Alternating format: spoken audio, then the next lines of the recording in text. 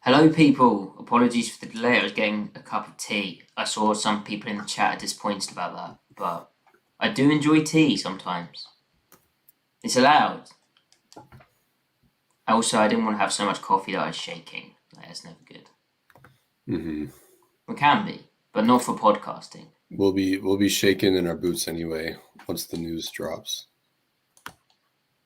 I was using the wrong microphone. How about this now?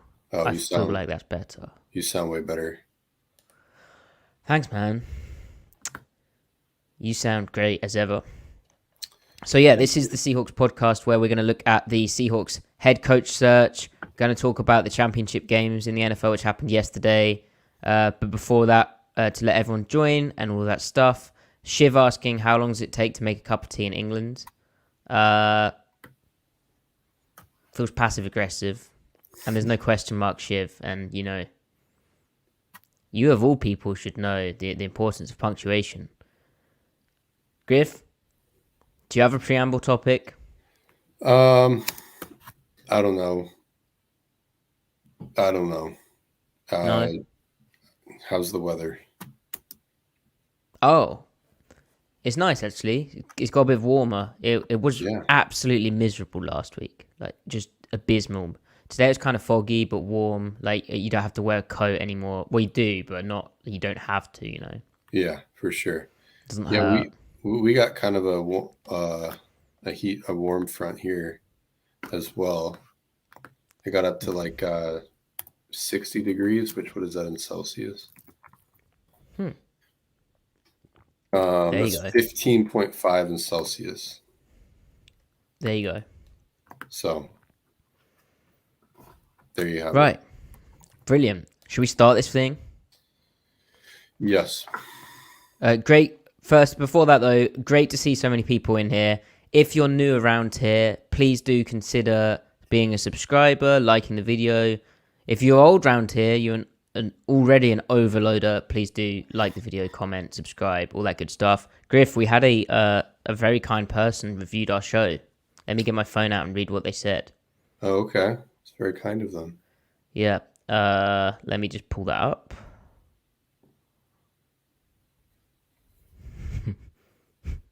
This is great podcasting. Here we go.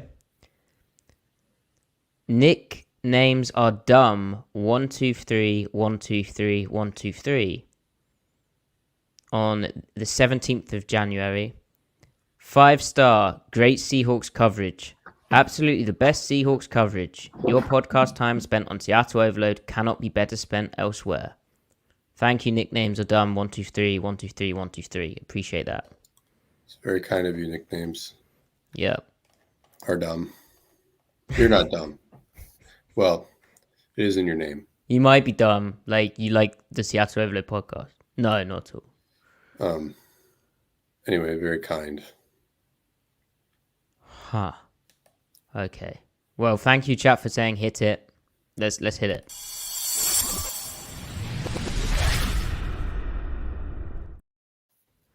Welcome to the Seattle Overload podcast, where the Seattle Seahawks, at time of recording, which is Monday the 29th of January, technically the 30th in my time zone, they still are without a head coach, but it's ramping up. So there's three main candidates in the conversation here.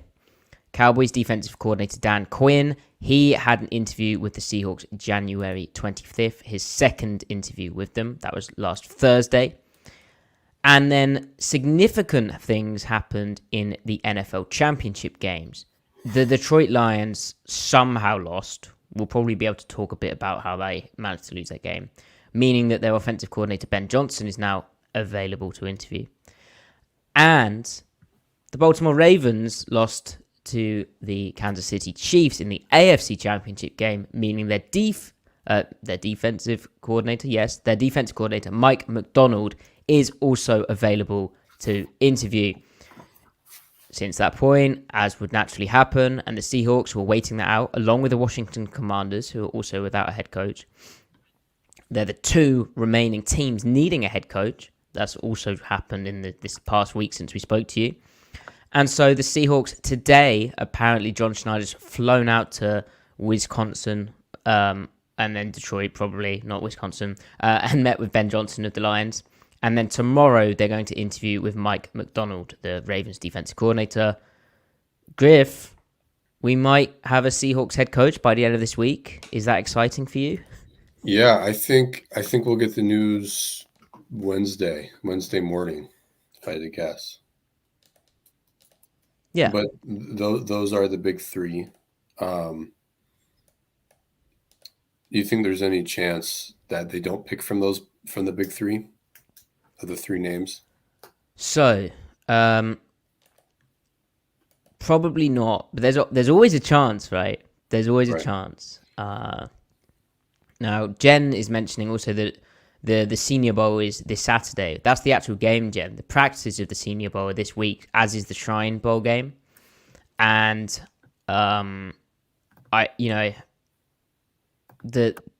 it's too late. Like for the head coach to have an impact on their scouting process during that. The scouts are just going to be extra busy. But also remember, Schneider now is the big dog with the whole control over personnel decisions. So, while it would have been nice to have a whole staff in, especially with the front office lag that we've seen in recent weeks when it comes to the of recent years when it comes to the especially on the defensive side of the ball, kind of getting the right scheme fit, the right players for that. It's not going to happen. So.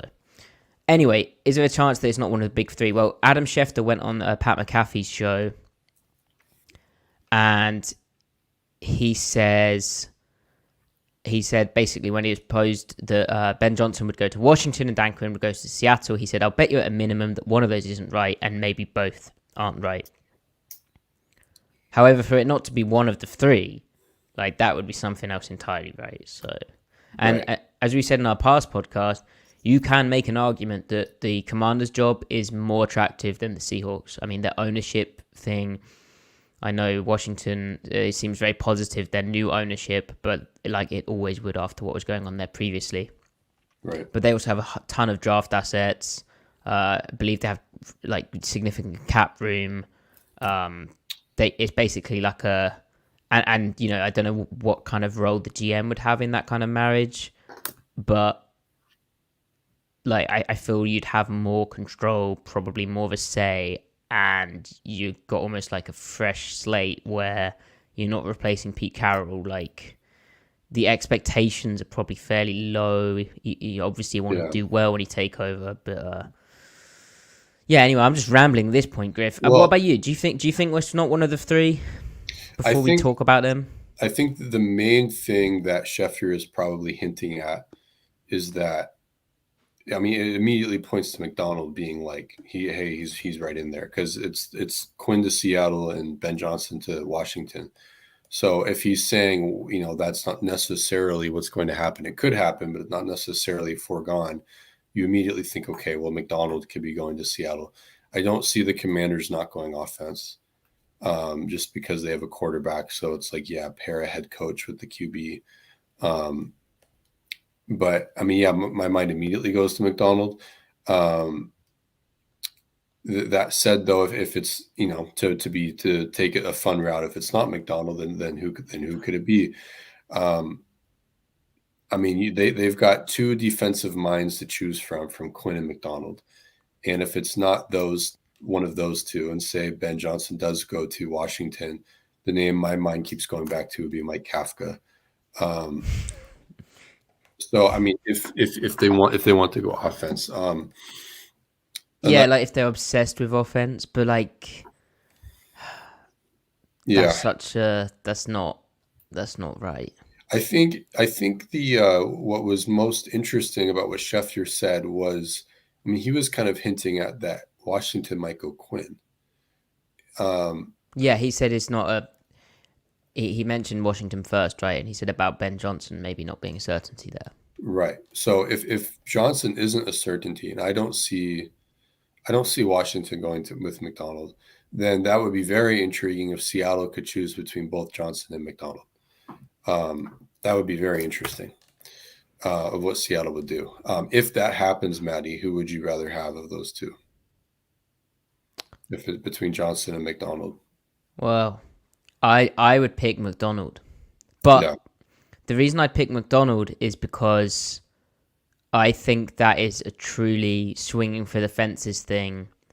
Now, this is all with the caveat that, and it's such a boring thing to say, but we don't get to interview these guys where we actually see their plan and see, oh, okay, this guy is ready for it. Like, both him and Johnson are fairly young, right? McDonald in particular, it might just be that he comes across inexperienced, but it might also be that he's got it all figured out. I mean, in terms of his like acumen for being a head coach, I have zero idea if he has any of it at all. He might just be like a really good play caller who still needs to learn a lot of things. I mean, Schneider referenced the importance of experience.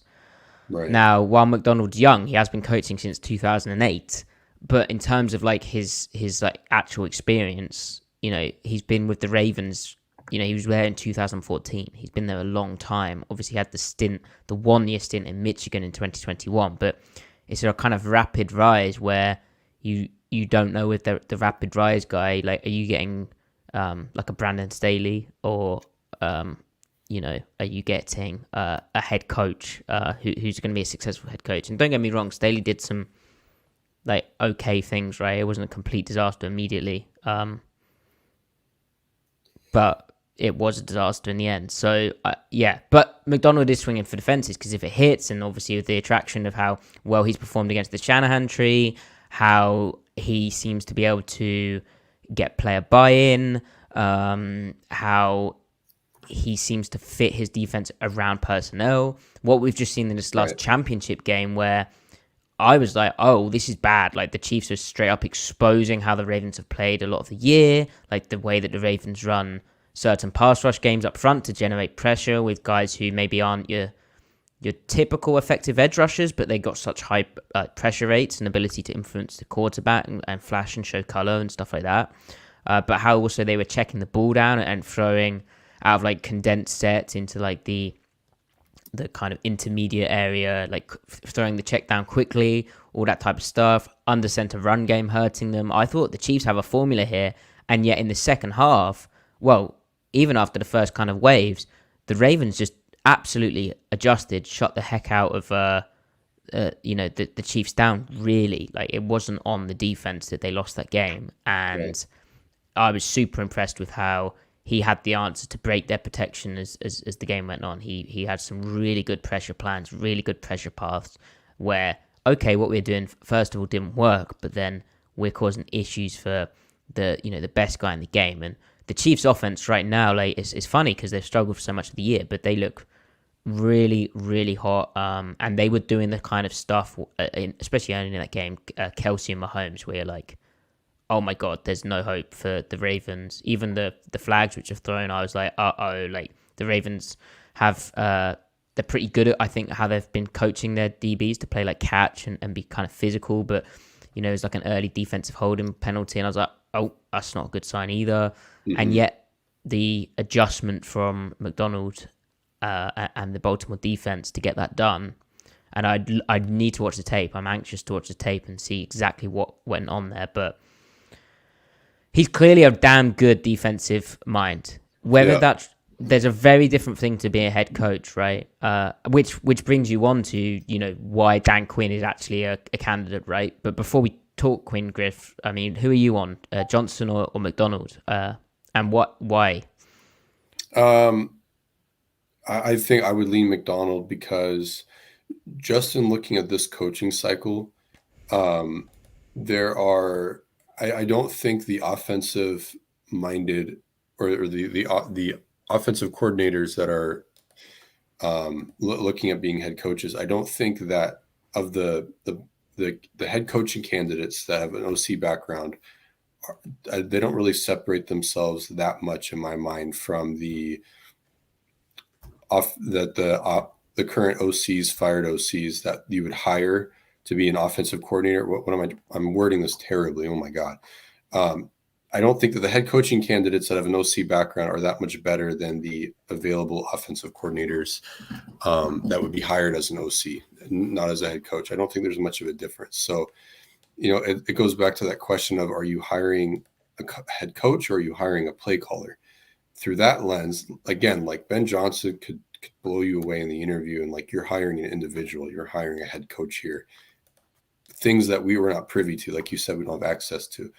As an actual play caller, Ben Johnson doesn't impress me that much compared to Ken Dorsey, like who just got hired to be an OC.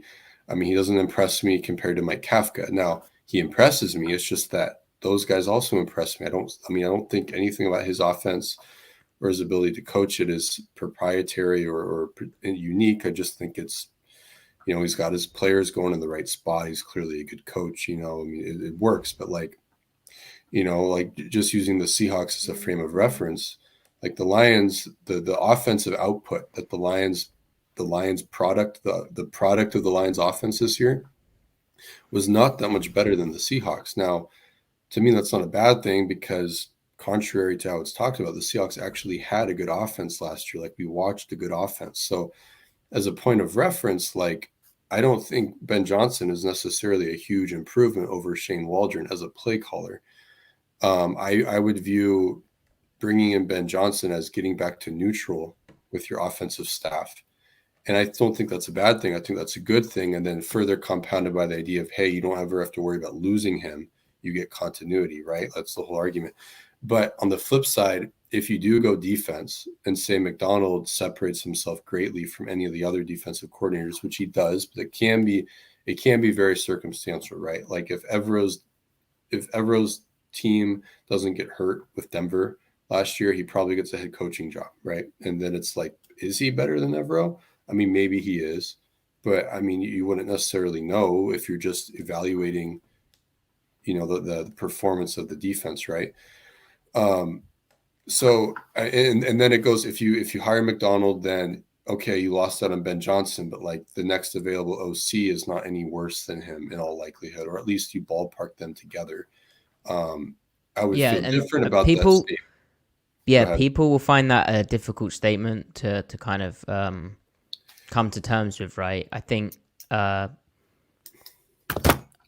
mean, I would feel different if it was like Sean McVay or Kyle Shanahan were on the market, right? Like you're talking the next tier. And also Ben Johnson's a young coach. He might coach his way into that tier for all we know, right? I mean, he's only got 2 years doing this, and he was doing it with Jared Goff, I mean, for all we know, Ben Johnson could totally be even better, right? As a head coach, like we have no way of knowing that, but only evaluating his 2 years as an OC, I am impressed, but I'm not blown away compared to Kellen Moore, and like I hold Kellen Moore in high regard, as a play caller. So, but what's interesting with Ben Johnson, I guess, is stylistically at least, he's pretty different to like a Kellen Moore, a Ken Dorsey, and the run game generally, and let's talk about the championship game in a second, but generally the run game's featured pretty prominently in their success. And then that kind of leads into the question of, well, hang on a second, how much of that is kind of Dan Campbell's background? And I think because Dan Campbell gets kind of hyped up as the culture guy, and has obviously done amazing work turning that Lions program around from like a cultural standpoint, but like Dan Campbell knows he knows offense. He didn't just fall asleep when he was working with Sean Payton, and he was a tight end in the league. Yeah. He was interim head coach for the Dolphins, but also was their tight end coach for 4 years, I think. And then I'm just looking now, right, at Ben Johnson, and he's that's how they know each other, right? He's been on similar stints with him. It's cool that he's coached quarterbacks, tight ends, wide receivers, kind of coached all along the offense, right? But like, there's definitely some Campbell, and like, I mean, just comparing the offenses, and I don't know the exact origin, but there's definitely like elements of Sean Payton in that, right?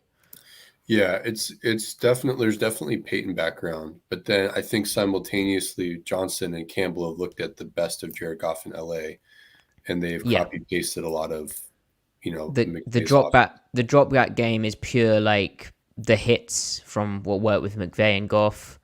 But what was interesting about that last game is where I mean, the Lions epically collapsed. Where when you epically collapse like that, you are up by 17, and then you allow your opponent to score 27 unanswered points, and you lose 34 to 31. But really, that last touchdown after you run the ball, which is a whole. Should you have done that to burn the timeout? Probably not. Then you're reliant on an onside kick. Yikes. Anyway, that was a weird game for me because, I mean, rushing-wise, they had 82nd percentile EPA per play rushing the football. Their success rate was 95th percentile. And their early down rushing was 93rd percentile EPA per play and 97th percentile in success rate. So just insane. And yet, it felt like they went away from running the football at times in that game, especially in the second half, in a way that was kind of weird. And you can't judge someone off one game. We'll bring that up when we talk about Dan Quinn again. But that was like, that's a bit weird. I don't know what's going on here. And like I said, a lot of other things went wrong. Like, if the receivers just caught the damn football, like we wouldn't even be talking about that factor. But I found it, that's not even hindsight. During the game, I was like, it's kind of weird that they're not running the ball a tad more, given how successful they've been. And now the other thing, Griff, when it comes to Johnson, just like personality-wise, he's like one of these offensive coordinators, right? They just seem to be wired in a different way. Whereas you've mentioned it before, McDonald seems kind of holistic. And,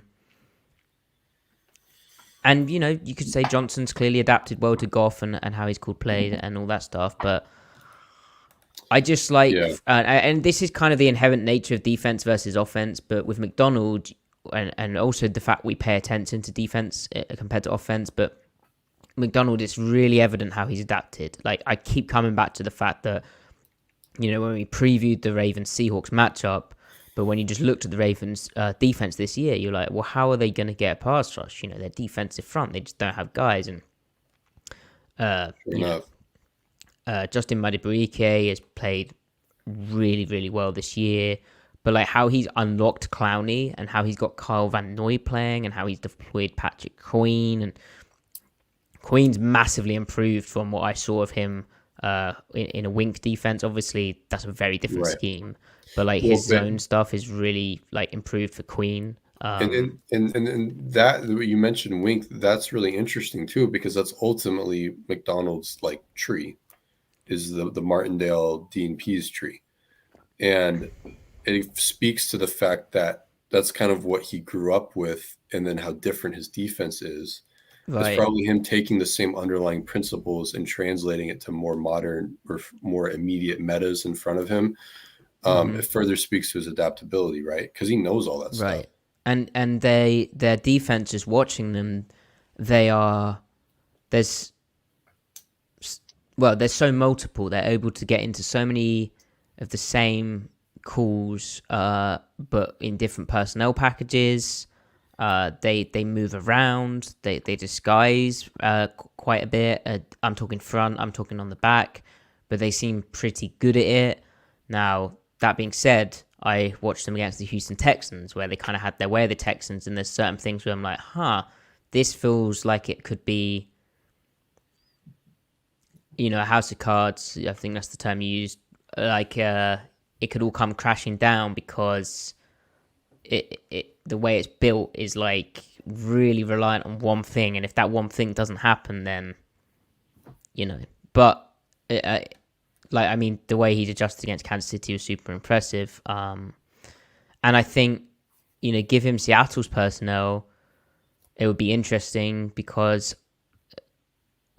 I think he could do interesting things with the safeties, but like they're gonna have very similar issues to what they had this past year in terms of their personnel if they roll out the same guys. Now, obviously, Bobby Wagner's a free agent, Jordan Brooks is a free agent, but like I'd be very curious to see what he took from Seattle in terms of their personnel into this year, what he wanted to retain, and how he'd construct the defense like that. And does it still work when he's like, would he still be calling the plays, and then would that's an interesting thing. But right. Just to finish on that personnel.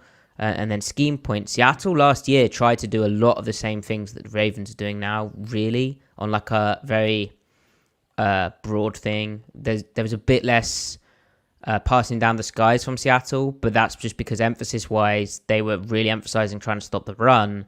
And then as they tried to upgrade their kind of passing stuff, their run defense fell apart along with the injuries they've suffered. But like the way that Seattle runs a lot of nickel over fronts this past year, that's exactly what the Ravens do.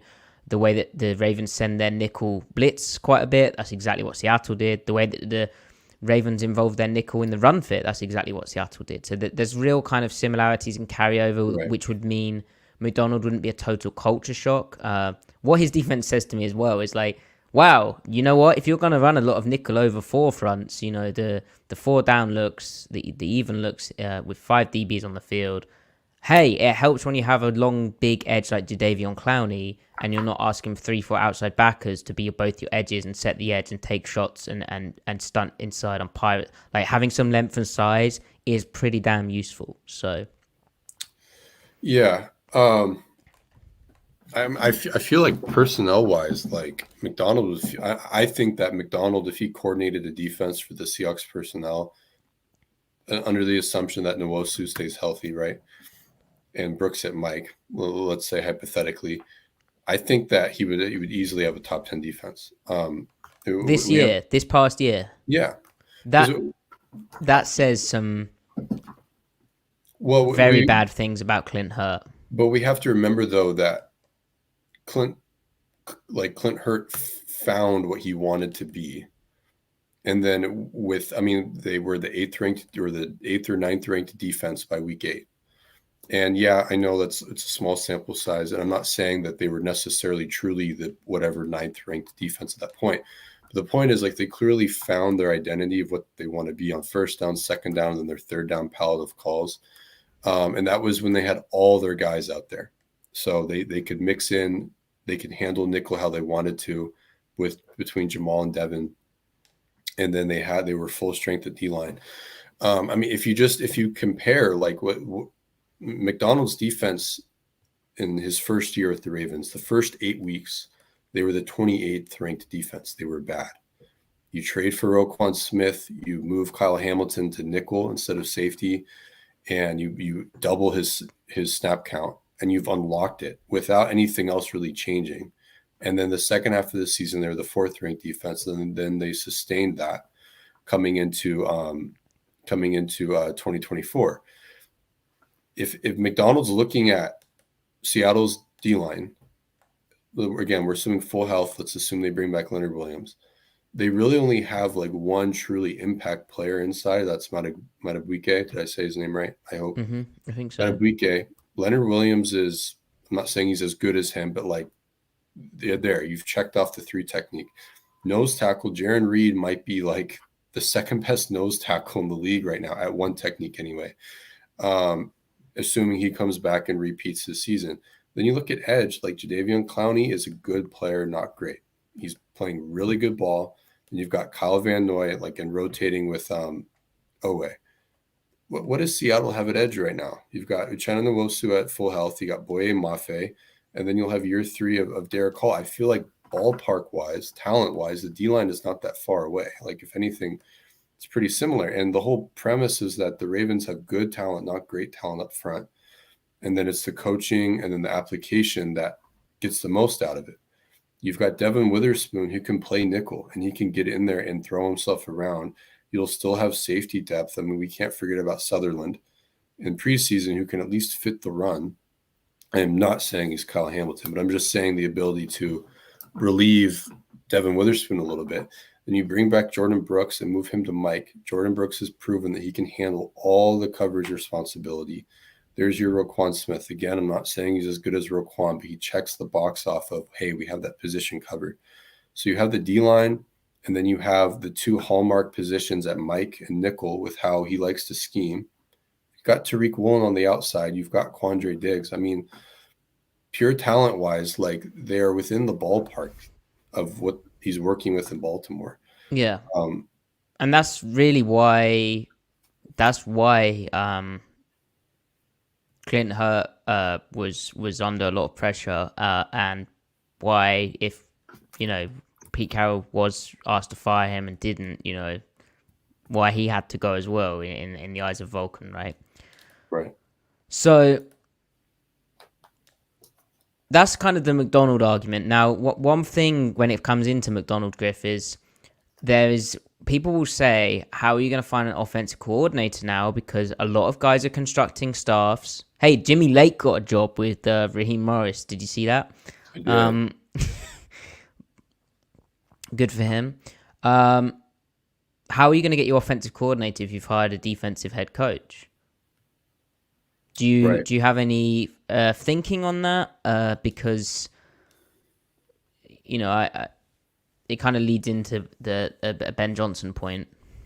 Well, I mean, I think the idea that you'll lose your coordinator every year is a little over exaggerated.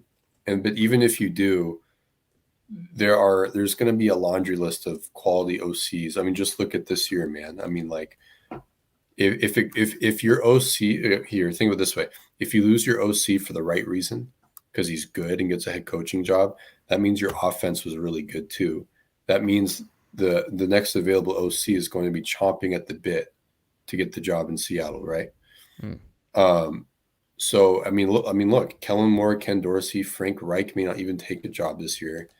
You've got Arthur Smith, who, say what you want, he's a good offensive coordinator. I mean, he builds top 5 offenses.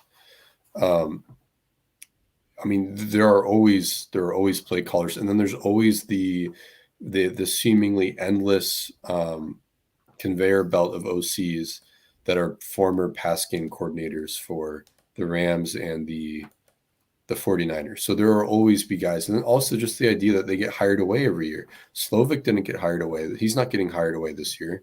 And he was considered by some to be the second best name.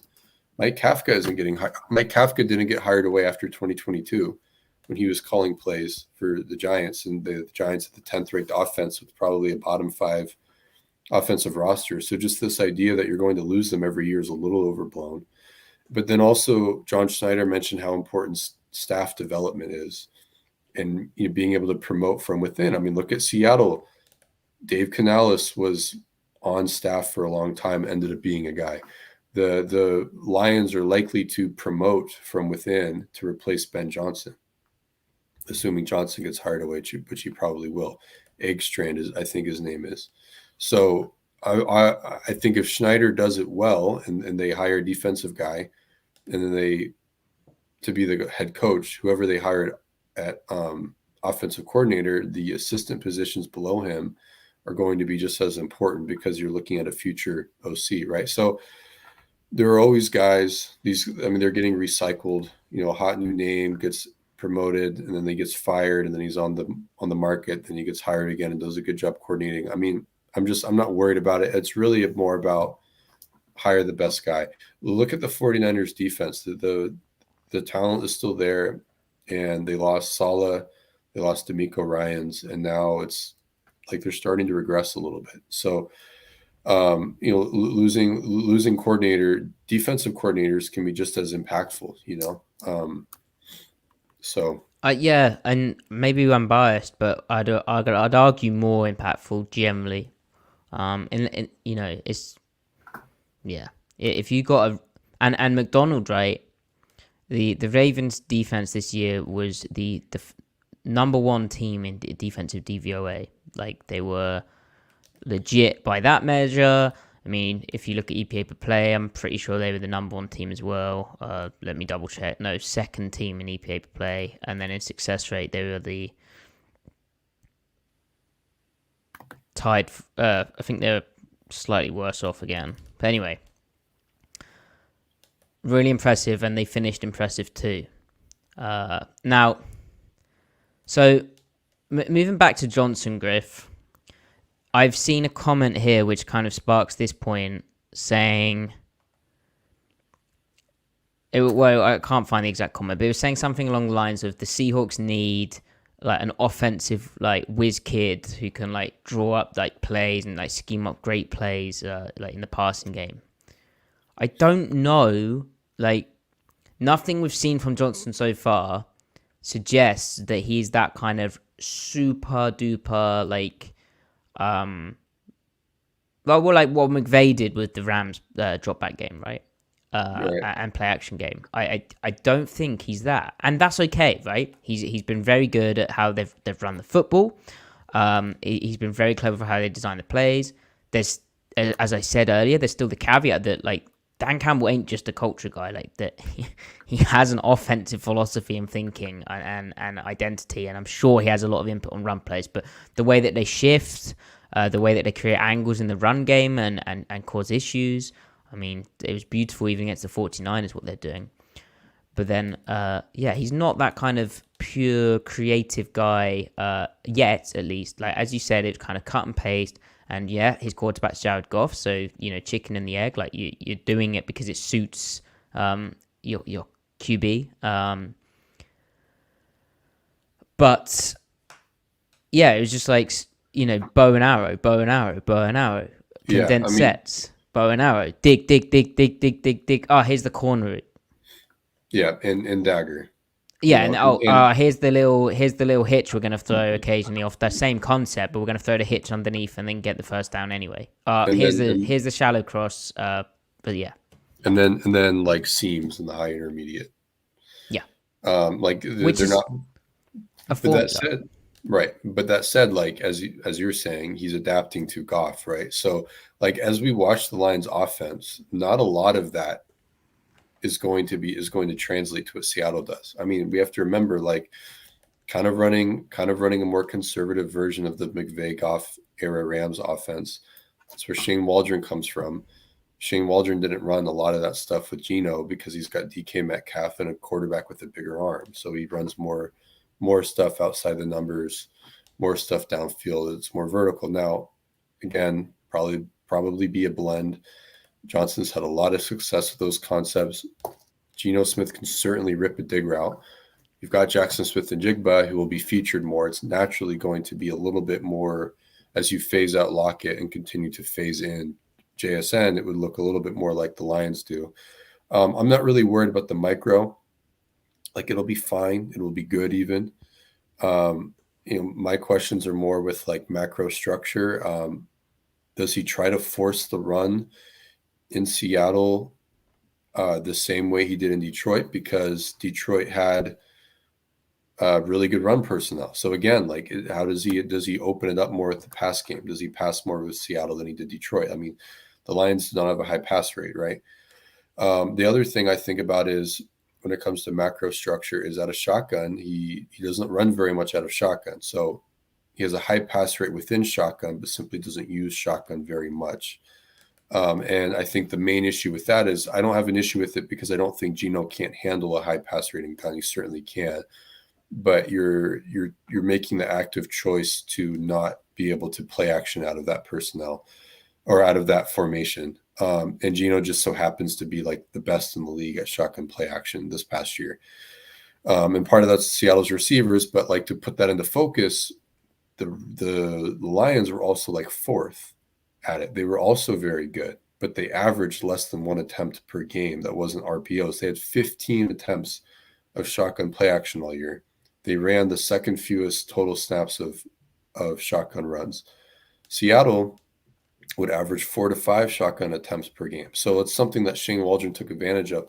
The other thing is the reason why you would do that is not necessarily quarterback related, but you want runs in your shotgun sample to take pressure off of the O-line. Again, will the O-line be able to protect? Obviously, they were a terrible protecting line last year, which I predominantly think is related to health, not so much talent and ability. But again, he had a great blocking line. Ben Johnson did in Detroit. So yeah, it's a matter of like how does he adapt to the personnel? We are not going to watch the Lions offense and go, oh, they're going to run that in Seattle. Like, that's not going to happen. Yeah, and that's quite scary. And the offensive line is such a big point. Like Taylor Decker, Jonah Jackson, Frank Ragnow, Graham Glasgow, Penei Sewell, or Penny Sewell, Penei.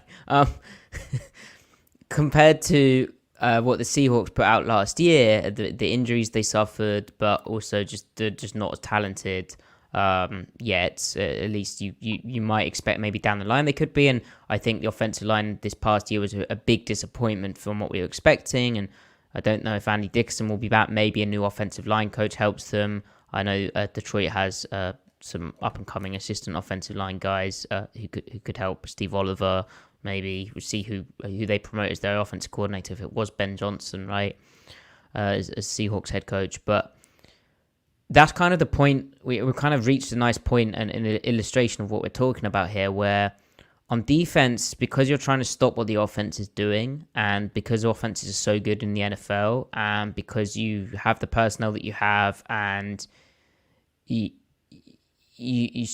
kind of really have to obviously fit it to them so that they can play well. It becomes very obvious when like adjustments are made and when if they're effective or not. And then it also becomes obvious if adjustments aren't made.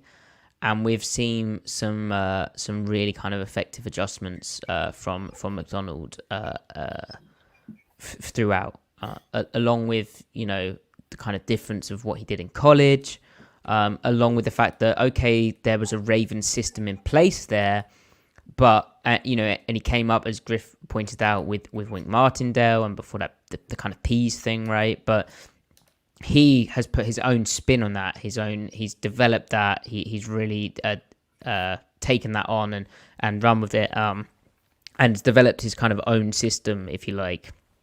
Whereas Johnson is basically running a combination of Dan Campbell, good dog, Dan Campbell, Sean Payton-y, kind of stuff with the McVay dropback game, which is great that he's been able to make that work, you know, to the extent that it did. The fifth offense in DVOA this year with Jared Goff under center. Like Jared Goff, they're probably going to have to pay him, and that's going to be rough. Like, I don't think that's the thing to do still, but he's made that a real kind of thing that they'll have to consider. So that's impressive. I'm not so sold on the offensive whiz kid thing yet. Like, it's right. And so in my argument of swinging for the fences, maybe Johnson's an even bigger swing for the fences, but to me there isn't that same excitement of the potential I get with a McDonald. Well, and the other thing though, and I don't necessarily believe this, but I'm just saying, like, what if Johnson shows in the interview like he isn't just like the whiz kid scheme lord, right? What if Dan Campbell is rubbed off on him in his own way, and he can focus that sort of mentality in an authentic way, like, because he's not going to command a room the same way Dan Campbell would. That doesn't mean he can't command the room with his own heartfelt authenticity, you know, stuff like that. And maybe that's something only Schneider can see. You can only perceive in an interview, right? Absolutely, and that's why I led with that caveat of like, right. Really, that's why these interviews are important. That's why it might be frustrating that the Seahawks are keeping us waiting. They've had two of these two guys, but like ultimately, that's what it's about. Like none of all the stuff we've talked about is actually the most important stuff. Like the most important stuff is, can they actually be a head coach, and, you know, do they have more of that kind of cultural side to them? And I'm gonna say, like, Schneider makes a lot of comments about his. He makes a lot of comments about where he came from, Green Bay. He mentioned McCarthy. He mentioned Andy Reid. The only guy in this hiring cycle that comes from that tree is Mike Kafka, and he. And I think there's a little bit of Schneider wanting to make his mark, a little bit. Take a swing. Take a swing. Be unique. He likes a swing. I mean, he, like Pete, he's a competitor. I think that if he could win with Kafka, it would be kind of his like chip on his shoulder, like I did this. And I just feel like, you know, there were not a lot of offensive names. It was Slovic didn't even get a second interview. It was Johnson, Slovic, and Kafka were the only offensive names, right? And then there were like 5 or 6 defensive guys. In terms of Kafka, Griff, he is currently the head coach of the West team at the Shrine Bowl. Interesting. He did play at the Shrine Bowl. And also because of Andy Reid, like, John probably knows all there is to know about Mike Kafka, right? Yeah. The 2022 was like the year for that to be a thing. The year where he's been, and like I said, like, just because you're a good play caller or you're popping off as a play caller doesn't mean you're suddenly going to be a good head coach. But like 2023, he had, I think, offensive play calling duties taken away from him twice, thrice. 'cause Daboll was wanting to do his thing, being and they were kind insane. of pressed. But like, how much of 2022 was Kafka versus Daboll? Griff, I just can't entertain this as a thing unless it is a thing. I can't entertain it as a thing. I see your logic, but Yeah. I'm impressed by what he did in 2022, and he was calling plays. That doesn't mean Dable didn't have a huge part of the game plan. yep, the But way it was they got Daniel Jones looking okay, like the way they got Saquon involved as an explosive part of the passing game and out in space. he schemed a lot of yak. I mean, a lot of easy access stuff out of shotgun on early downs. They were like the third best pure drop back, as in non-play action passing team on early downs, with Darius Slayton being your best receiver and like Wan'Dale Robinson and Daniel Jones throwing it. I just feel like I feel like Kafka improves Seattle in the areas where they need to be improved the most, where when they would regress, it wouldn't be in play action. They would it wouldn't be in quick game either. They would regress in their deeper intermediate drop stuff because the protection wouldn't allow them.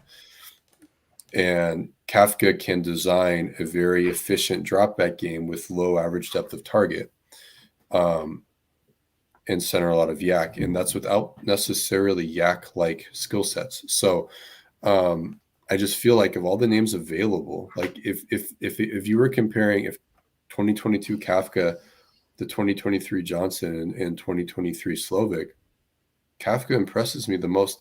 And well, maybe impresses me equally, but then stylistically, I think suits Seattle's personnel, considering their weaknesses. I think he shores up their weaknesses, and then Gino takes care of maintaining the strength. So I don't know.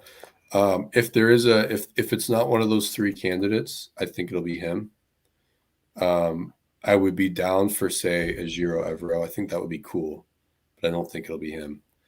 Well, we also Evero. Why would you be down for Evero? I think he's a good defensive coordinator, and I think he gets the weak spots of the Fangio defense and schemes like it. Yeah, that's what we've seen. But again, like, you know, if you dive into that Panthers stuff, and I know he was in a bad situation, but the Broncos and the Panthers stuff, he can get the weaknesses, but they still had the like inherent weaknesses of that defense. Yeah, which is seeming pretty damn worked out. So what they did, though, interestingly, I mean, they were undermanned, right? Like, they did get hurt. They got worse throughout the season. But their opponent yards per attempt and stuff like that was pretty low. They just had horrible red zone efficiency for whatever reason. But what about the Broncos' run defense in 2022? It started off decently, and then it got really bad. Yeah. Really bad. So and that is a concern. I just don't think that's a head coach. Okay, that's fair. That's fair. Whoa! What? Actually, I changed my mind. Guess where Evero was born? He was born in London, right? No, Colchester, England. Oh, Which okay. I'm not a big fan of Colchester, but no offense to our listeners in Colchester, but England, that's cool. There you go. Yep, never mind. Evero for Seahawks head coach. No, that Griff, we've talked about him before. We're kind of repeating our same things. Yeah. But the other name which we've been asked about and we haven't actually really talked about yet, even though the Seahawks have interviewed with him, is Patrick Graham. Yeah. I mean, if we're chill out, man. Which dog is a fan of Patrick Graham? Let me get to the donations. Preston, thank you so much. Nice picture, Preston. That's a very clean fit, isn't it? Love the pod. Appreciate what you both do. Hoping for McDonald hiring news within the next 48 hours. Yeah, chat, let me know who you want. Let me know that. And Matt saying, I'm sure there are exceptions, but don't teams generally choose a new coach who is the opposite of the old one? Thank you, Matt. Matt, I guess it depends, but when it comes to Seattle, they're not going to do that. They spoke very much about trying to continue the culture that they have in Seattle.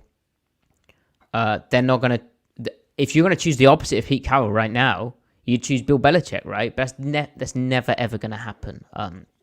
Now, in terms of the young guys, I think generally they are like, this is going to sound ageist, it's not meant to. I think Pete was pretty forward thinking and very modern in how he approached the kind of philosophical aspects of the game, right?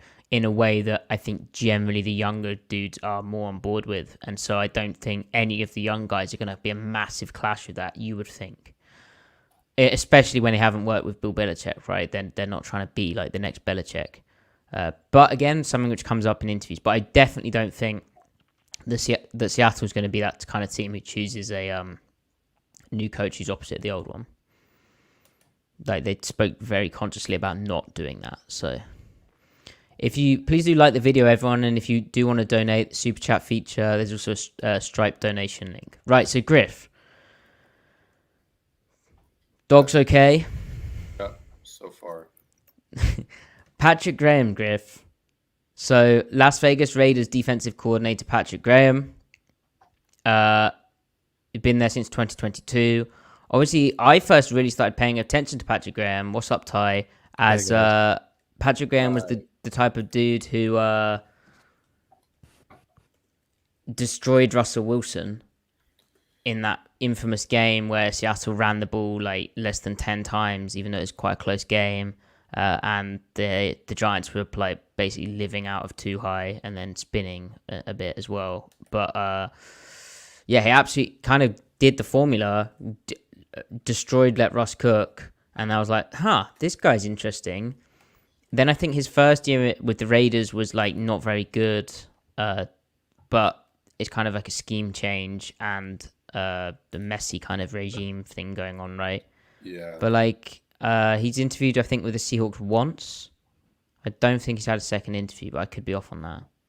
All I know about him is that I think he's a good DC, you know? Yeah, I get more head coachy vibes from Evero. What does that mean? Just that, that je ne sais quoi, I don't know, the way people talk about him, like people have gone to bat for him a lot. Hold on once. Go for it.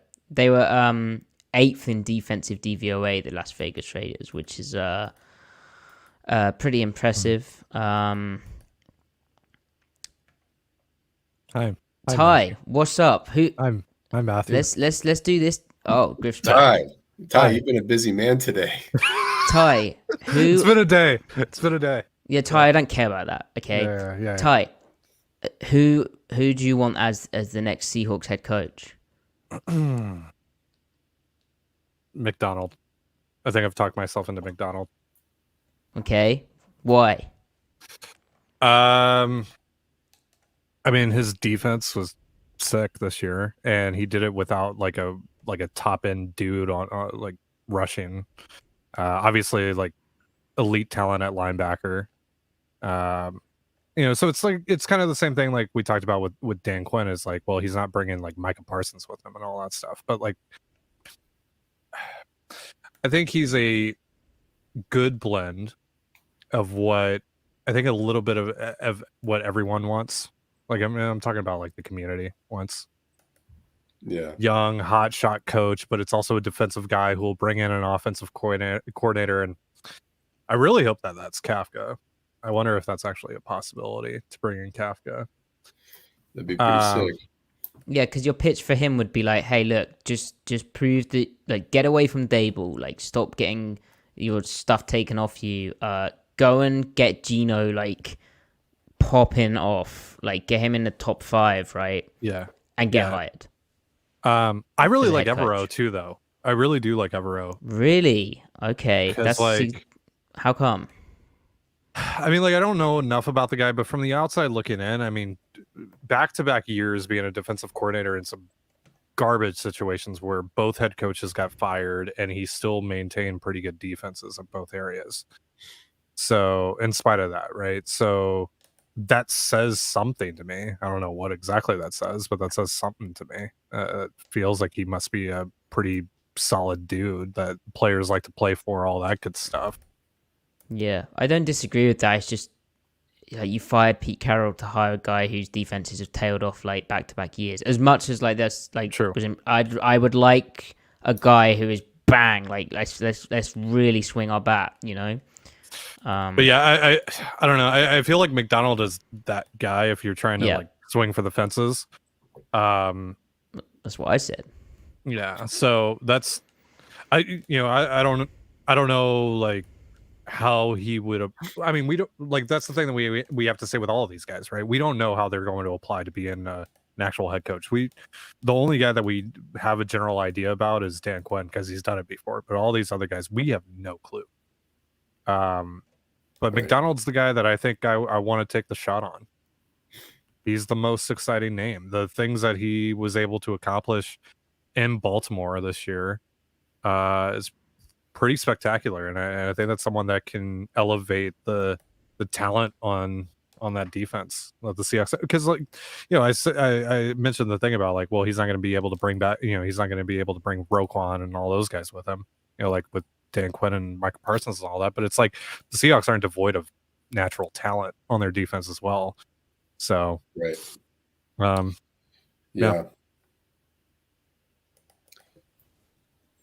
So Griff, you were saying about how you felt Evero's more head coachy than Patrick Graham. The fact that the Panthers want to keep him, that they didn't let him, they let him interview, but they didn't outright fire him. That the Broncos didn't fire him. They kept him on staff when they fired Hackett, right? Well, he's a good soldier, is what you're saying. Well, I mean, he's clearly valued inside the building, right? If you watched a couple of his interviews, yeah, we can only glean so much, but I mean, he definitely seems like he can command a room. Yeah. He has energy. He kind of has like that. He has energy, but at the same time, that quiet confidence that probably just attracts people.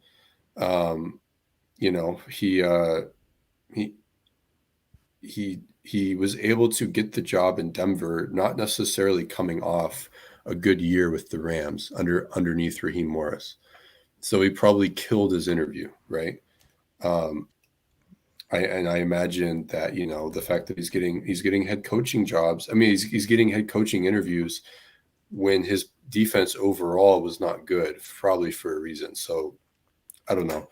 I just feel like there's more to go off of with him than with Patrick Graham. And honestly, I would say Raheem Morris too, but obviously Raheem Morris is like, everybody loves that guy, and he's now the Atlanta Falcons head coach. So, right. Yeah. Right. I'm just saying, going into it, of those names, of the DC names outside of Quinn, because obviously Quinn has been a head coach before and his defense was good. And then obviously Mike McDonald is, the best coordinator on the market. Of all the other names, I was like, well, I would rather have Evero if it's a matter of, who's the next best guy. I mean, Patrick Graham was an assistant head coach for 2 years, albeit with Joe Judge. There you go. Yeah. I mean, can you name like a Raiders player on defense? Max Crosby. Yeah, right. But other than that, no. They were 9th in EPA per play, 8th in defensive DVOA.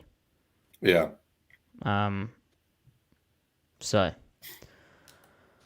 but those two still feel very unlikely to me. Like that isn't like the super exciting thing. It's like that you'd have to have really aced the interview. So I guess you get excited about that, but they'd have to sell that more, and there's a reason they'd have to sell that more to the fans and to ownership, right? If that's what they decided is the direction. Now,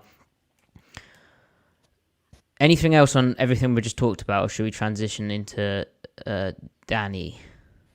Let's transition. Right, so the final name is the name who, as soon as Pete Carroll, the news came out, your mind, and you hear the way that Schneider was talking about continuing the culture, about getting a guy of experience.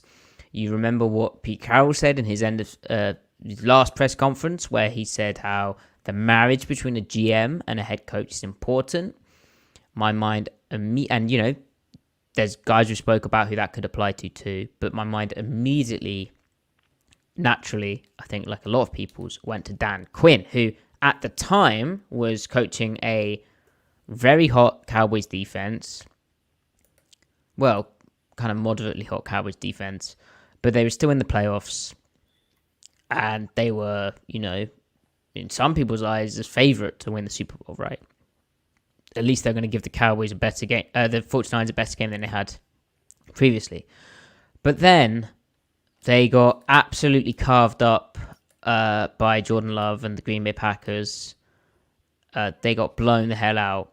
The defense collapsed, and then suddenly it's like, well, hang on. Are you really wanting Dan Quinn? And is he just running the same defense as the Seahawks did in 2013? And like, is he a head coach? And Atlanta, he did have Shanahan, and they tailed off. Really? So, Griff, where are you at with all of that stuff I've just said? I don't know, Ty. What are your thoughts? Because you haven't been here. Let me lob it over to Ty. I think it's weird, like on the surface, right? And there's definitely more context that led to Pete being out as the coach. But on the surface, it feels weird to essentially fire Pete to hire another Pete guy. And I know that's kind of an oversimplification of the situation, but it's just, I don't know. I don't care about how the playoff game went. Like, there's a whole like the second half for the Lions and Ben Johnson and all that stuff, and people are losing their minds over that. Like, that doesn't matter to me really in terms of hiring these guys. I'm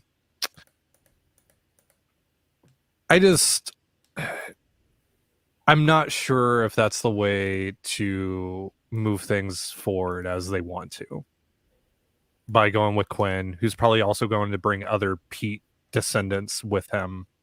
Maybe someone like Ken Norton Jr. is involved, right? Which we love Ken here, but still, it just feels like a little weird, right? It feels a little redundant. Why did you move on from Pete just to hire another Pete guy who's going to bring in Pete guys? Yeah.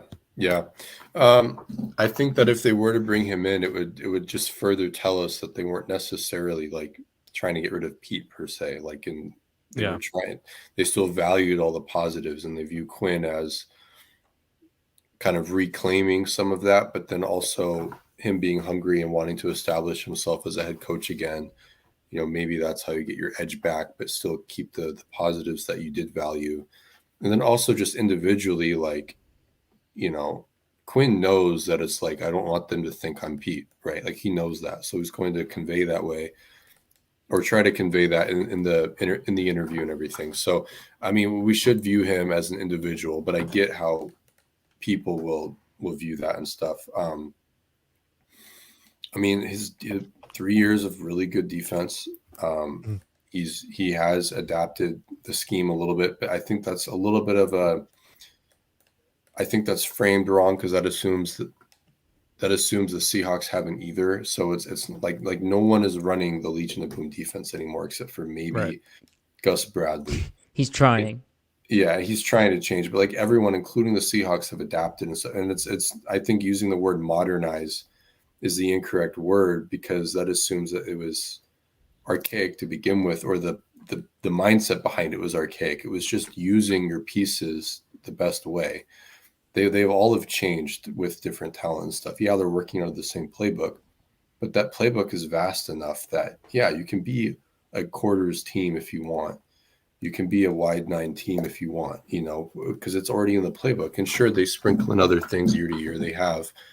Anyway, the point is like, if they get personnel in Seattle, which they already have, I think, but they continue to add to it, I definitely think Quinn could get the defense roaring. And he knows as well as us how important the OC hire is. Now there's that rumor if it's Chip Kelly. The more I thought about it, I mean, Chip Kelly as an offensive coordinator would probably be pretty cool. But even so, you can go for a more established guy. And there are, again, enough guys. It's the same conversation as with McDonald. So I would embrace it if it's Quinn. I know there's the idea of like, if it's not Quinn, if it was going to be Quinn, why haven't you hired him already? I understand Seattle wanting to be able to interview McDonald and Johnson anyway, just for the hell of it. He gave everybody 2 interviews except for Slovic for whatever reason. So, it's like just complete the process. It would be dumb not to complete the process and then hire Quinn. At the same time, is there precedence for wanting to wait to interview someone and then you go back and hire a guy you interviewed previously? Well, they told us from the start they wanted to try and interview, as many people who they felt were qualified for the position, and they weren't able to conduct first interviews with guys in the conference championships, and there was something with the window where they were unable to get the McDonald's request in time for the virtual thing. So they, I think we knew they were going to wait this out. They kind of told us they were going to. So I wouldn't read too much into that. I just come back to they were fourth in defensive EPA per play this year, second the previous year, third in 2021. Like you said, Griff, really good. In three consecutive seasons with a scheme that is adapted to their personnel. The reason they got gashed against the Packers is because this year their linebackers are Marquise Bell, Damone Clark. Damone Clark's listed as a Mike, but he ain't I thought Vander Esch was their Mike. Oh he no, is, but he's hurt. Yeah, he's hurt. Yeah, So they had nothing inside backers, so they adapt the scheme. Their corners, Stephon Gilmore, he used to be great. Deron Bland did remarkable things, but they had no. Again, it was to steal a Griff phrase, but it was a house of cards where that they could only keep getting away with that back seven talent for so long, and the way that they were scheming was to kind of get away with it, and then it got exposed by the Packers, who had the perfect stuff, long developing deep outs, deep overs against man coverage, which destroyed them. But Quinn at his best, it's a really solid front structure. He's got all of his experience from when he was with the 49ers, the Seifert stuff, all of his experience with when he was with Pete, and they were kind of combining the stuff in the system, the Kiffin elements. They've got a really solid front structure for stopping the run. But he also has been really good at how he's developed his pressure packages in Dallas and deployed Micah Parsons. And obviously he wouldn't be bringing Micah Parsons with him, but maybe he'd need a bit more of a D-line. I think he could do some interesting things with Seattle's talent. I'd be very intrigued to see what he'd do with Jordan Brooks if Jordan Brooks does resign. But it would be very similar stuff, right? But that's not a bad thing. You've seen what Robert Saleh's done with the same Seahawks. An extension of the Seahawks defense in his own vision to a degree with how he's incorporated more too high stuff. But it does work in the NFL as much as it's maligned. But the way it's evolved with the teams who've had the talent up front has been effective. So I actually I'm not opposed to the Dan Quinn idea, really. I think he's earned a second shot. I think with the Falcons, I blame that really a really bad injury luck and then a really bad general manager. And I think he'll have learned a lot from that. And I think the cultural fit is there.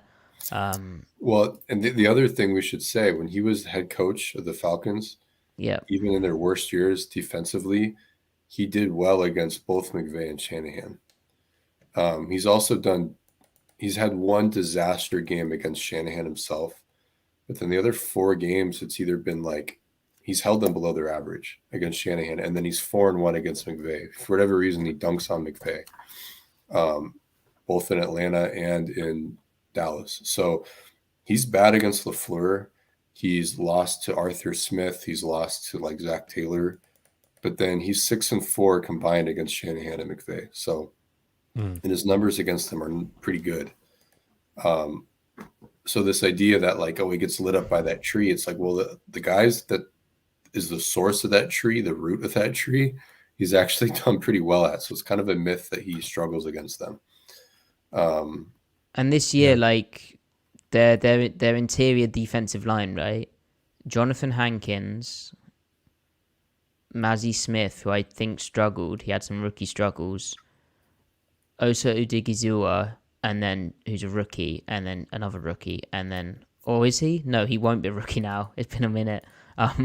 He might be in his third year of football. Yeah. Anyway, and then Chauncey Golston. They don't really have. I mean, maybe I need to watch them more, but I don't think they have that. Like they don't have like a Jaron Reed who can play the run. Sure. So I don't know. I wouldn't hate it. Like I'm not saying that even with the issues that I bring up, like I wouldn't be opposed to it. Like I get it, I understand the vision. It's probably just me being more so just bitter about Pete and all that. But no, yeah, similar to me. Like with the other stuff, like if you're gonna fire Pete, go swing, like go big, like absolutely go big, and like make a real change, right? Like why not? Screw it, right? See what happens. But yeah, yeah, I'm still like I think McDonald's my guy, but if they hire Quinn, I'm not, because I know a lot of people are going to be very disappointed if it's not Johnson or McDonald, and if it's Quinn over those guys, I won't be like that. Like I think I would be whelmed, I think is a good way to put it. Yeah. Be like, okay, cool. Same. Yeah. And remember, they praised how Dan Quinn was running his defense before when they just drafted. I think it's when they drafted Jarek Reed, but they were talking about the signing of Julian Love and how 3 safety packages were a thing and how they're impressed with how Dan Quinn was using that. Obviously, that went kind of overboard this year with the fact that they ran out of inside backers. But that was like innovative. Yeah, so John asked, would we run a 4-3 with Quinn? I mean, I think he'd probably do similar. Like, it would be a lot of nickel 4-down looks, but he'd sprinkle in odd fronts to get pressure on passing downs, but also early down to stop the run. Yeah, I mean, he still plays a lot of bear. So it's a hybrid, so yeah. I mean, it wouldn't really, unless they're running bear, even if it's 3-4 personnel, it would function like a 4-3, so whatever. Yeah. Okay, Ty, any closing thoughts? So real quick, I'll try to be back before the end, guys. I'll try. I just got to go do a quick pod about Mariner stuff. But closing thoughts, I don't really have closing thoughts. I think it'll be, I feel in my bones vibes. My source here is vibes. It's gonna be a McDonald. Same. That's my vibe too. I'm gonna stick with what I thought from the jump. I'm gonna stick with Dan Quinn, I think. All right. There we go. All right. I'll see you guys in a bit. Bye. See you, Ty. Griff, go ahead. If it is Quinn, then obviously we get to celebrate the fact that we get to keep looking at the playbooks and get to keep trying to get a hold of the more recent ones. So the party never stops. We can still use words like Boston and Stone and Rock Frisco and stuff. Yeah, freak them out. Yeah.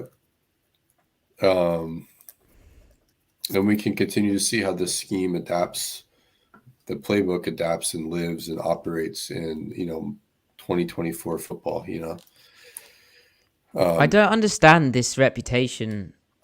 Like, people are treating Ben Johnson like the third coming of a Shanahan or McVay. It's just because he's the best available. Right.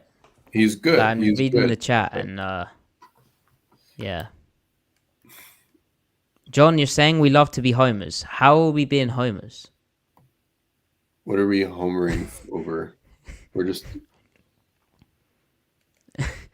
We're just talking about head coaches here, pal. None of these guys are Seahawks people. Like, homers to what? Well, we're not even projecting like success here. We're being pretty even keeled about like the pros and cons and stuff. Yeah. I don't know. Chat, are we being hype beasts about this? I feel like we're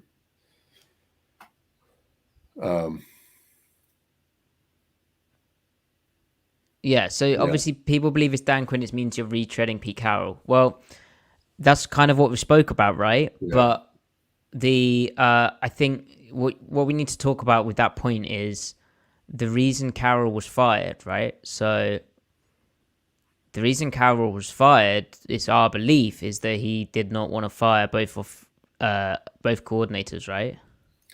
Right, and then additionally, Brock Heward and Jordan Schultz alluded to changes into organizational structure. Yeah. So Schneider wanting the big time. Well, president Pete of also kind of granting that. Yeah. By stepping away. Yeah, and so the other thing with Pete, you could imply, you could gauge from how that season developed that possibly Carroll's message had stopped resonating with certain players. Not that people quit on the field or anything, but like each week he'd say how, you know, they'd worked on stuff, and this speaks to bad positional coaching too, not just the head coach, but the buck does stop with the head coach. But they'd rep problem plays that the offense was presenting them, and they'd get beat on those problem plays. And it's like, he'd be like afterwards, well, yeah, we practiced that loads, but for some reason, and you know, they'd say that they needed to improve their tackling, but they didn't improve their tackling. Or they'd say they were going to improve the run defense, and the run defense didn't improve. So there's a lot of like, and players who'd played well the previous year regressed. So circling this back to Quinn, that's saying, well, this is a guy who's going to reach the players. Now, don't forget here, NFL Player Association polled their players on who the best coordinators were in the league. Number one defensive coordinator, Dan Quinn. Number one offensive coordinator, Brian Schottenheimer. So Dallas is vibing, or was vibing, before the playoffs. But Quinn is like a popular guy of players who's still like is able to reach them, and he's done.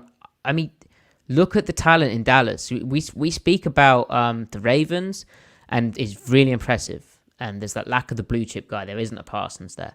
Look at Dallas's defensive roster. I really don't think it's that good. So it's the D line, and then like corners that are good at like one thing. Yeah. And what they're and not Quinn good at, accents that. Right, exactly. And what they're as not a play good caller. at, and what they're not good at, they're actually really bad in the areas that they're not good. Right. I mean, the fact that they were ranked as highly as they were is a testament to him this year. Watching more of that Dallas defense, is like the second level is atrocious.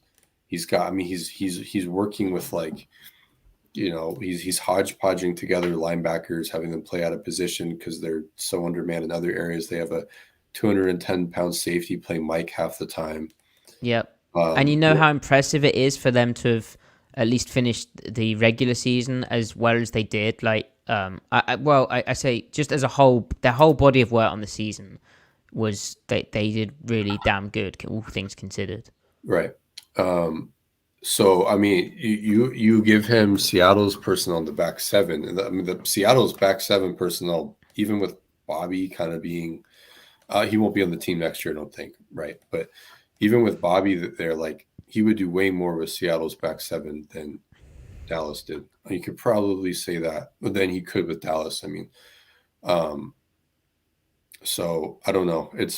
He is not a bad candidate at all. I totally understand wanting McDonald over him. Totally. I do too. You know, but it's just like, if it's Quinn, like, all right, get a good coordinator, draft another defensive lineman. Don't care if he's edge or interior. Move Brooks to Mike. Keep Brooks, and then keep it moving. You know, cut Jamal, sure. You know, keep it moving. Go win 12 games. That's where I'm at with it. So yeah, and like we said, like we don't disagree. The most exciting thing is probably like a McDonald. So that's why we all said that we wanted it to be McDonald. So yeah, if that's being a homer, then we also have to take into consideration the idea of like, does McDonald want to go to Seattle? You know, Well, and this is the factor, right? Like, Detroit is not Detroit. Washington is on the East Coast, right? Does distance come into this where you're uprooting your family to go all the way to Seattle and the West Coast? Is that a thing, Griff? Don't want to be anti-Seattle here. It's a thing. We know it's a thing for pulled players with free agency. Yep. Obviously, you probably would sign a 5-year deal, so there's a lot of time, right? And you may only get one chance to be a head coach, and you probably think, I'll move anywhere to be a head coach, right? But McDonald knows that he'll have options next year too. Maybe he'll only move to Seattle if the money's right? And Jody is paying Pete Carroll $15 million this year to sit on the couch. So I don't know. Like, are they working with a lesser budget, at least for year one, than they would otherwise? I have no idea. Obviously Quinn would command quite a bit of money too. So I don't know. We'll find out. We'll probably know like late tomorrow night, at least Pacific Standard Time. Wednesday morning for sure. They're not going to spend a lot of time to mull over it. No. The thing is, if they don't choose either McDonald or Johnson right away, then they're going to have to call Quinn and then negotiate the contract. Or maybe they already have terms, right? Maybe they already have terms with Quinn. Well, no, hold on now.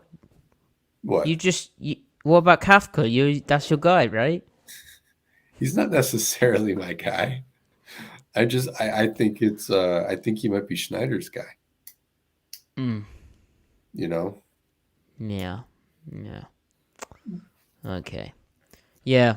I mean, Schneider said everything in that press conference. I was just reading it back. Like, there's nothing to really take away other than, like, he said everything. So, yeah. Good for him. Yeah. Anyway, we both like McDonald's. We think it's probably Griff and Ty think it's going to be McDonald. I still have a feeling about Quinn, but we will see. We'll see how it all goes. I think the interesting thing is them waiting it out hasn't seemed to harm them, right? Like, it's very interesting how guys have been hired around the league. Like, Antonio Pierce going to the Raiders, obvious, but, it's just a name who wasn't going to go elsewhere, right? Raheem Morris going to the Falcons. Like, has any of the jobs that guys have taken, Griff, was there anyone you actually that interested in for Seattle other than Morris? And looking at Morris's staff, that's kind of, he must know them, but that's going to be interesting to see how that shakes out. Like, some of those hires are, Yeah, I mean, Canales would have been fun just because it would have been fun. Like not even objectively speaking, like subjectively speaking. right. If Canales would be Now fun the for Panthers lots of head reasons. coach. Yeah, I mean, he and Gino would cook, sure. Beyond that, like merit-wise, Johnson and McDonald were probably the two best. Well, I mean, Jim Harbaugh is a great hire, but we don't want him for non-objective reasons, right? Well, I think the entire area. semi-objective.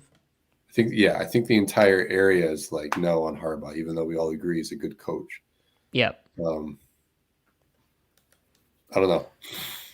Chat, what questions do you have? And let us know who you think as well. Who you'd like. Now, while you're getting your questions ready, chat, and please do like the video. There's some other Seahawks news today, Griff. Have you seen it? So related to a former coach going somewhere else? Yes. Former Seahawks defense coordinator Clint Hurt has been hired as, Tom Pelissero of NFL Network reported, the Philadelphia Eagles are expected to hire Hurt as their defensive line coach. Obviously, Vic Fangio mutually left the Miami Dolphins to go take that job in Philadelphia. He's got family in Pennsylvania. Griff, Clint Hurt, the perception of him is as a bad D-line coach for some reason. Where does that come from? I don't know. Well, I think it's because, the D-line coach gets promoted to DC, and then the D-line is kind of like the worst performing unit. Although that wasn't really true this year. That wasn't true this year. That was true in 2022, but that was all scheme and structure that Ah, wasn't right. I necessarily. didn't know if that came like before that as well, though. Like maybe because the pass rush struggled. I don't Yeah, know. yeah, but a D-line coach can't make the pass rush better. They Yeah. don't. They don't really. That's If not they a thing. could, they'd get paid. Like, Yeah, it's yeah, not a thing. You can make the run defense better. yeah, Like that's something. I mean, you can't do anything about a lack of fast twitch on your D line. You can coach all the technique in the world. That said, Poona Ford turned into a pass rusher when he wasn't. That said, Jaron Reed's had his 2 best years as a pass rusher with him, right? Rasheem Green, we saw a skill set development. It just didn't add up to much. Boye Mafe's year 1 to year 2 jump, but then how much is this just regular football stuff? For every argument saying, well, he didn't develop this guy. Well, what was the starting talent level with that guy? Then you can also say, but he did develop that guy, or did he develop him? Is it just normal football shit? So bottom line is, as D-line coach for 6 years of the Seahawks before he got promoted, they had like top 10 run defense every year. So, beyond that, like he understands how to attack protections with the 4-man rush, but you still need the guys. He'll have the guys in Philadelphia, no doubt. So at least on that note, it's like, okay, yeah, Vic Fangio DCing, okay, that's totally fine hire for D-line. yeah. I've mentioned it before, but what he was able to do with like getting Brian Monet like semi-paid. When Monet, we were like watching the preseason tape of Monet as a rookie, and we were like, this guy is like, how on earth is he on an NFL roster? Like, he's unplayable. And yet, Yeah. Hurt clearly identified there was something there and coached him into. I mean, at his best, he was a really good nose tackle in that system, like defending the run. 2020, 2021, Brian Monet was a very good nose tackle. Yeah. So he could coach the heck out of the D tackles at least. And, maybe there's a question mark with him going back to the Fangio thing with how the defense struggled with the Fangio, including the defensive line, right? With the kind of transition Seattle tried to do, the more two-gapping up front in 2022. But he's already coached outside backers there with the Bears and Fangio, and I feel like the issues they were experiencing were more because he was trying to call plays and Seattle didn't have the defensive tackle coaches below him to be able to get that done at the same time. Yeah. We'll never truly know, but good for him. But yeah, I just wanted to kind of highlight that and also say like, he is a good D-line coach. He clearly wasn't a play caller, at least not yet. Right. Nihad in the chat saying, I don't think this fan base is ready for an inexperienced coach that will stumble around for a season. Well, maybe not, because sports fandom's not rational, as some of Griff's retweets recently have shown from various fans trying to fire like Kyle Shanahan and whatnot. But and then Dan Campbell. At halftime, they were ready to fire Shanahan, and then they switched their minds. They wanted to fire Dan Campbell. Perfect. But like, truly, that is something that we, with the talent on Seattle's. Let me cut you off. Also, Ravens fans want to fire John Harbaugh too. Good. They should. With the talent on Seattle's roster, a 4-win season next season would be very, very bad. That being said, Kyle Shanahan's had 4-win seasons. Young head coaches need to be given some time, potentially. If after a year there's a losing season, I would hope that sports fans would be able to be like, wow, Pete Carroll, what he was able to do for so long was special. That being said, we've opted for this new change. And we got to see how it shakes out. Like hopefully there's roots of progress, right? Like hopefully there's something to hold on to. But I mean, we'll learn a lot, which is why it's so interesting. Yeah. We can get more into that about expectations once they actually make the hire, but there should be some grace extended. Just like we'll extend grace to the new coach, just as there wasn't grace extended to Pete at times. Then at the same time, it's like, well, if the standards were, at least from the ownership's perspective, if the standards were 9 wins weren't enough, 2 years into your quote unquote rebuild, then what are the standards for this guy? So how do you balance, let the guy breathe a little bit with the nature over which you moved on from the last coach, Yeah. So. Now, the final thing for me to kind of talk about when it comes to head coaches is Geno Smith, right? Now, why I mention that is Geno Smith's contract right now has an out in it. So if the Seahawks wanted to trade or release Geno Smith, though they wouldn't release him, but if they wanted to trade him, such a move must be done really before the 5th day of the 2024 waiver period, which is February 16th. So it has to be done February 15th or before, because on February 16th, Smith's 2024 salary for that year becomes guaranteed. And then his cap number for 2024 goes up to $31.2 million, which is just the 12th highest quarterback figure, but it's also the 20th highest total number in the league, which is jumping up 107 places from last year, where his cap number was just $10.1 million. So they've got a decision to make there. Maybe they just are like, okay, fine, we let that play out. I think it's useful that if it's McDonald or Johnson, they're able to have a bit more of an input on that, even though Schneider is now the man responsible for the personnel, right? He's fully responsible in his contract thing. Right. So we feel very positively about Geno Smith. We'll have to do a podcast, I think, probably making the case for him, which is kind of ridiculous. I mean, all of his advanced metrics are a kind of fringe top 10 quarterback, in and around the top 10. Then when you account for garbage time, he becomes like in the top 10. Then if you consider context around him, 6th most pressured quarterback in the league. With a low time to throw, so he's not inviting the pressure. No. Early down, late down splits. Yeah. And then you look at those splits in the second half of the season, he's ranked 6th over the final, or the second half of the season anyway, from week 10 on.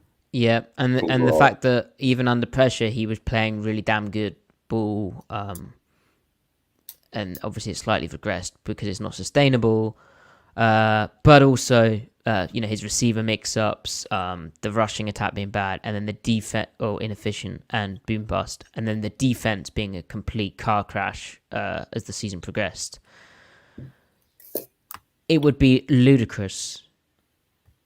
Unless you're a quarterback extremist who's just like, hey, we don't pay quarterbacks who aren't Patrick Mahomes. Like, you have to work something out there. But anyway, I just think it's definitely worth noting that date of February 16th is something to keep in mind.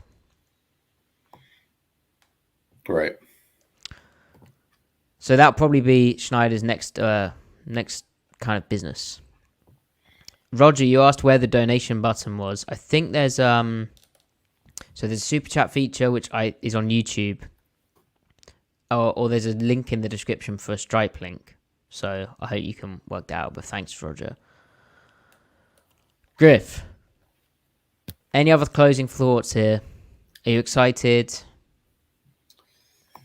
Hey, chat. Also, stop arguing with each other.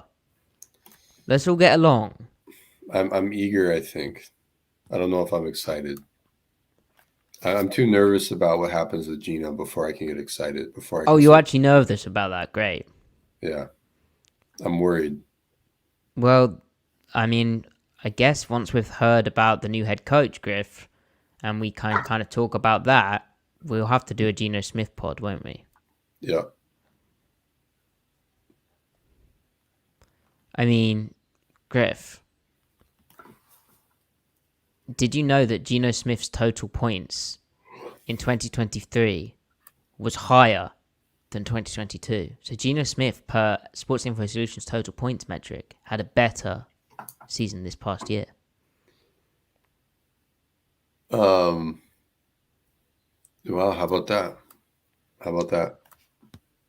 Did you know Geno was the 7th quarterback in success rate when the win percentage is 20% and above? I do know. Yeah. Did you know in week 10 onwards, Geno was 6th in EPA per play? I did know that. That's my favorite thing. Also, the third downs were like 10th over that period too. So if the third downs, the third down what was? Third down EPA and success rate. Really? That's interesting because That's really interesting because the early downs remain stable. So why did since week 10 their third down conversion percentage go down? I think the runs. Oh, and also Drew Lock, the Drew Lock games. Oh crap! The Drew Lock game and the run games, but Geno's article. Geno's stats improved from week 10 on. And the premise there is you take what Geno did on early downs the first half of the season, and you simply get the third downs just to be respectable. The whole offense shoots into the top 7. Like Geno Smith can give you a top 7, top 5 offense, like no doubt, with given receivers, and just make the O-line like functional. It doesn't even need to be good. It doesn't even need to be average. Just functional. Did you know on in the last 7 games on third down, Geno was pressured 51.3% of the time on his dropbacks. So he just got intrinsically better. Like, Lucas there's probably better for communication standpoint and stuff, but like, the Steelers game without Lucas, he was under fire and he still made plays. I don't know how he did it, but you make it like 10% less hard for him at the line of scrimmage, and he will go ham.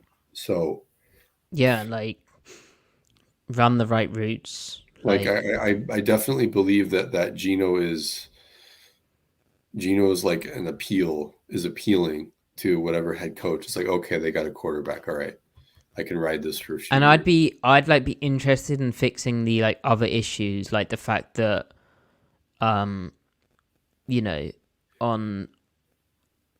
when he was the 31st ranked quarterback on third downs, how much of that is the pass rush, and then how much of that is like that it's an offensive issue, and also the fact that when not pressured in the first 8 games of the season, he was 26th in total points, and 38th on non-pressured third down total points as well.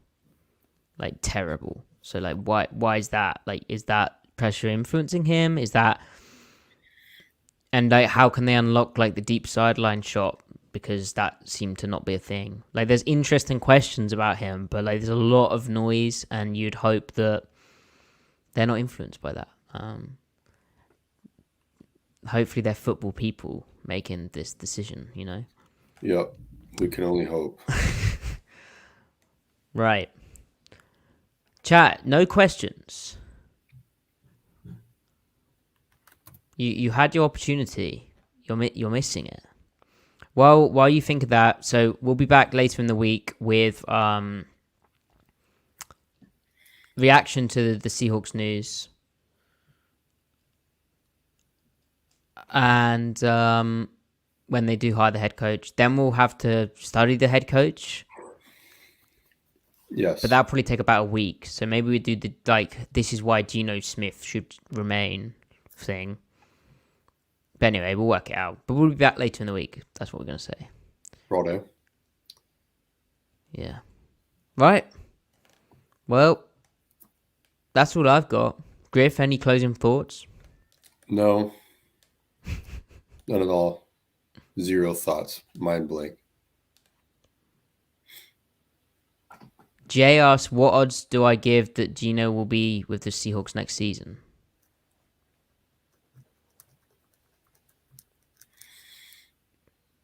That's quite a scary question. Preston, now we're talking. Yes, see, this would be elite. That would be so good. The Cowboys' offense is very Geno. Like shots. Verticality. Shots.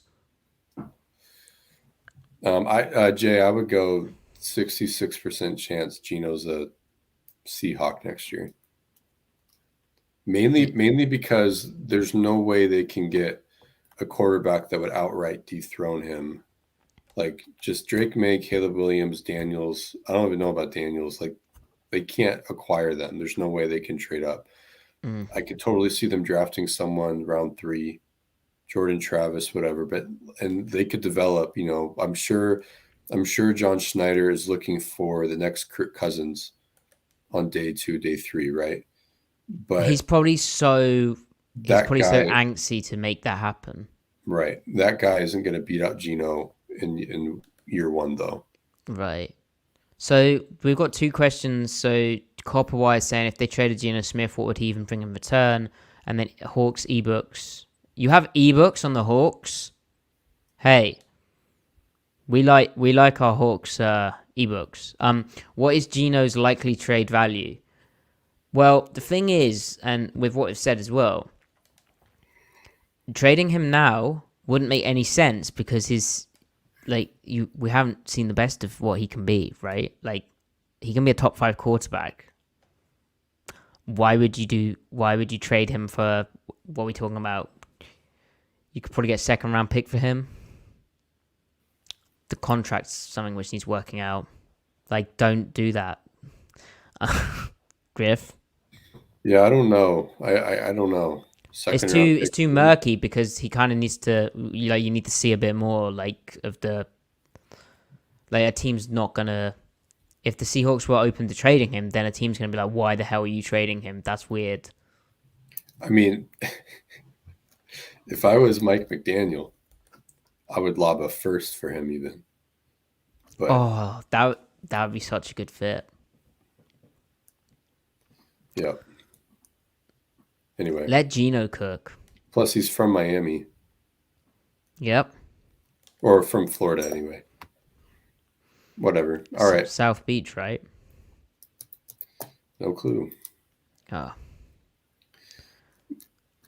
Ricardo, we talked about Dan Quinn.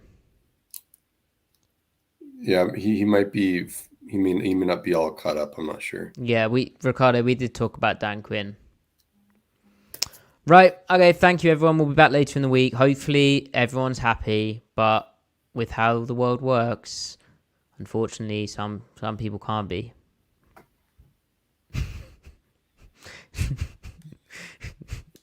This is what happens when you don't have closing wisdom, Griff. Hey, peace and happiness to all. There you go. To see how much better. Please do like the video, subscribe to the channel, comment down below. Follow Griff at @SeemLikeSpinMove. Follow me at Matty and Griff. Follow the podcast at Seattle Overload. Give us a 5-star review. Thank you so much for the review. Thank you so much for the donations. Preston and Matt as well. Thanks for the donation. If you want to donate, there is a Stripe link. There's also the super chat function. Every super chat we'll read out. Thank you, everyone, and see you later in the week.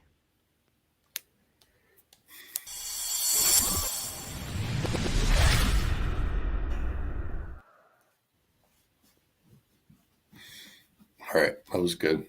I haven't ended the stream. Here we go.